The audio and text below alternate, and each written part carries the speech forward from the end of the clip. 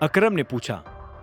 अभिनव ने एक गहरी सांस ली और फिर कुछ सेकंड्स तक चुप रहने के बाद कहा, अगर 1 मिनट और लेट हो जाता तो वो दरिंदा पता नहीं उस बेचारी के साथ क्या कर बैठता। अभिनव अब अकरम की ओर पलट गया। और अगर वो उसके साथ कुछ कर बैठता ना अकरम, तो कसम से उसके खून का निशान भी नहीं मिलता उस क्लब में दोबारा। अभिनव को अपनी ओर घूरते देख अकरम भी अंदर ही अंदर डरने लगा था। उसे महसूस हो गया था कि इस मैटर को टाइगर छोड़ने वाला नहीं था। हालांकि फिर उसे यह भी लगा कि अभी कुछ भी हरकत करके टाइगर दुनिया के रडार में आ सकता था। अकरम अभिनव के ऑफिस में पहुंच चुका था और वहां उसने डॉन को लेकर बात छेड़ दी थी। इससे अभिनव काफी ज्यादा गुस्सा हो चुका था। प्लीज टाइगर, गुस्सा मत करो प्लीज, अकरम ने अपनी आवाज को धीमी करते हुए कहा। अभिनव ने एक गहरी सांस ली और फिर कहा, गुस्सा क्यों नहीं करो अकरम, और तुम बिजनेस के नजरिए से भी सोचो ना। अगर ऐसी हरकतें चलती रही तो कौन आएगा हमारे क्लब्स में, होटल्स में?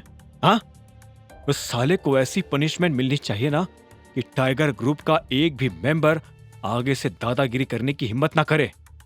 अकरम ने अपनी सांस छोड़ी और अभिनव की ओर देखकर उसे समझाया, टाइगर, मैं तुम्हारी बात से सहमत हूं, लेकिन एक बार तुम भी सोचो, फिलहाल ना तुम सिर्फ अंडरग्राउंड हो, बल्कि हमारे ग्रुप में कोई जासूस भी घुसा हुआ है। कोई भी एक्शन लेने से तुम लाइमलाइट में आकर खतरा मोल ले बैठोगे। तो क्या करूं? और अभिनव गुस्से से भड़क उठा। कब तक अंडरग्राउंड ही बनकर रहूंगा अकरम? अगर ऐसा ही चलता रहा तो टाइगर का दबदबा अपने आप ही खत्म हो जाएगा और फिर सभी दुश्मन मुझे भी ढूंढकर मार डालेंगे, पापा की तरह। अभिनव अपनी बात कहते हुए फिर से खिड़की की ओर देखने लगा था। उसे अब इस तरह जीवन जीने से घुटन होने लगी थी। हफ्ते महीनों में बदलते जा रहे थे और महीने सालों में, लेकिन उस जासूस को पकड़ने के लिए अभिनव को मजबूरी में दबकर रहना पड़ रहा था।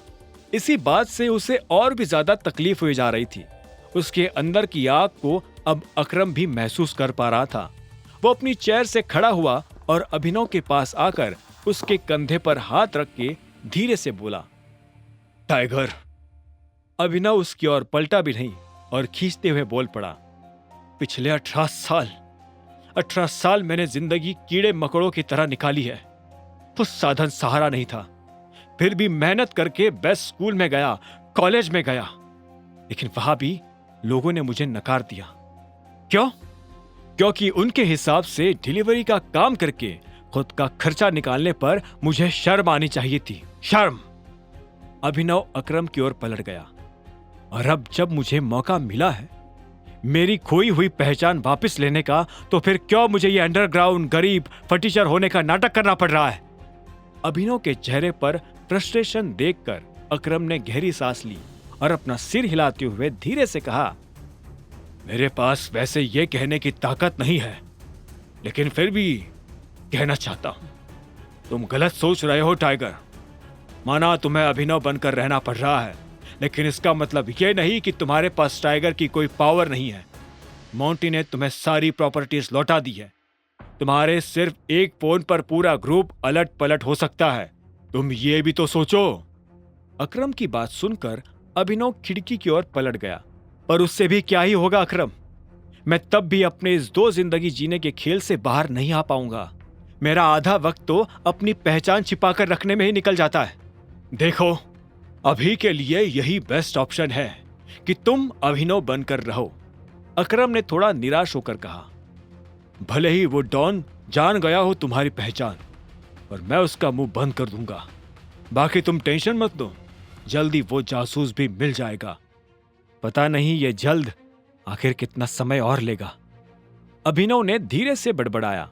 उसे ना सिर्फ इस बात से तकलीफ हो रही थी कि वो टाइगर बनकर लोगों को ठिकाने नहीं लगा सकता था, बल्कि वो उस टॉर्चर से भी परेशान था जो अनन्या और उसकी माँ उसे दिया करती थी। अभिनव ये भी सोचने लगा कि जब अनन्या और शर्मिला को उसके टाइगर होने का राज पता चलेगा तो उनका क्या रिएक्शन होगा। हालांकि उस रिएक्शन को जल्दी से जल्दी देखने के लिए उसे उस जासूस को भी ढूंढ निकालने की जरूरत थी जो उसकी कंपनी में मंडरा रहा था। आगे की कहानी जानने के लिए देखें अगला एपिसोड सिर्फ पॉकेट एफएम के यूट्यूब चैनल पर। और द रिटर्न ऑफ टाइगर के सारे एपिसोड्स को सुनने के लिए डिस्क्रिप्शन में दी लिंक से डाउनलोड करें पॉकेट FM ऐप।